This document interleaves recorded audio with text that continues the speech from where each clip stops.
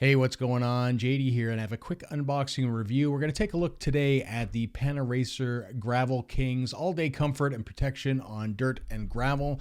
I have been running these tires since 2021 on the gravel bike.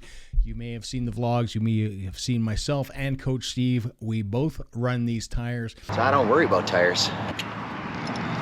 Yeah, you really don't worry about tires.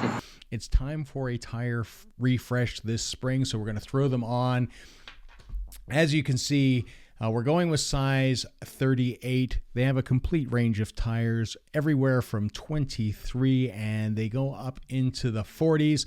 One thing I will note is these are tubeless compatible. However, you should know that Panaracer does indicate that the lower end of the spectrum up to 28 are not tubeless compatible. So something just to be aware of. I don't think anybody riding gravel is necessarily going that skinny, but just in case you were planning on it, just to know. They also have 650B size tires.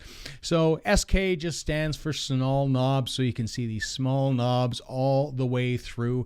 It's kind of a very unaggressive tread pattern. Works great if you are going to be riding mixed surfaces.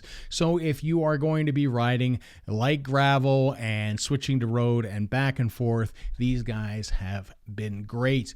And knock on wood, I have never had a puncture running these tires, and that's over 30,000 kilometers on the gravel bike between sets, and we just never had one. Never on the front, never on the back.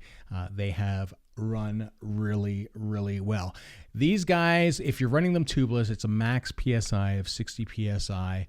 I've run them both with tubes and tubeless, and I've had, as I've indicated, absolutely no issues. In fact, if you look at my last set and you look at the rear tire, they are almost completely bald. These tires features zero slip grip, a natural compound, so they are nice and grippy just because of the nature of the tread. Whether you are riding road or whether you are riding gravel, on road especially, you're not going to find it too bad in the cornering. It's not going to be like you hit some aggressive knobs. It is pretty smooth across.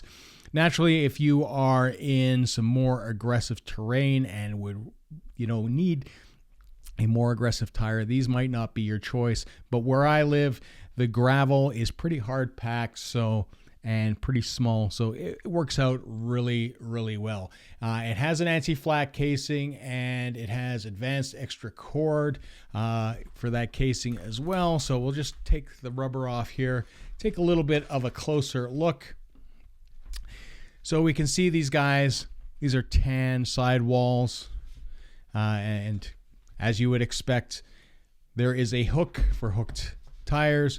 We can see the casing on the inside.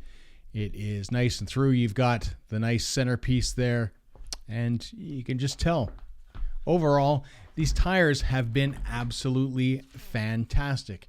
As I indicated, run them for a long time, run them on both road and gravel without issue.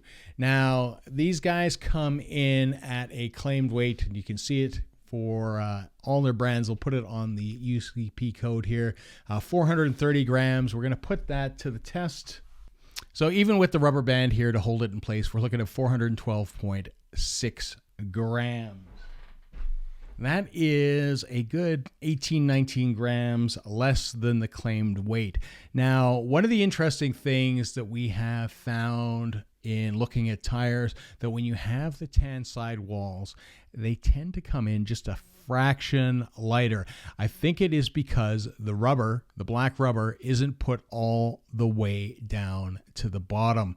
So that is where you'll probably find that extra 18 grams. If I had a set of these tires with the full black, I imagine they would probably weigh in a lot closer. So good to know if you are racing and you want to save those few extra grams. You can definitely do that. Now, some interesting stuff. The rolling resistance of these tires, you are looking at about 23.3 watts. Now, if you take a look at something like the GP5000s, you've got 16.6 watts of rolling resistance. So there is a fair difference, but ultimately, given the size of the tire, as well as the tread pattern, which is, again, isn't the most aggressive in the world, these are fairly fast. So if you have a bike that you utilize on mixed surfaces, these are definitely a good tire to look at. But anyways, we are going to throw these on the bike. We're going to have a lot of fun this season on the gravel bike. If you found this video helpful, please remember to like, comment, subscribe, hit that bell button so you get notifications. And until next time, see you.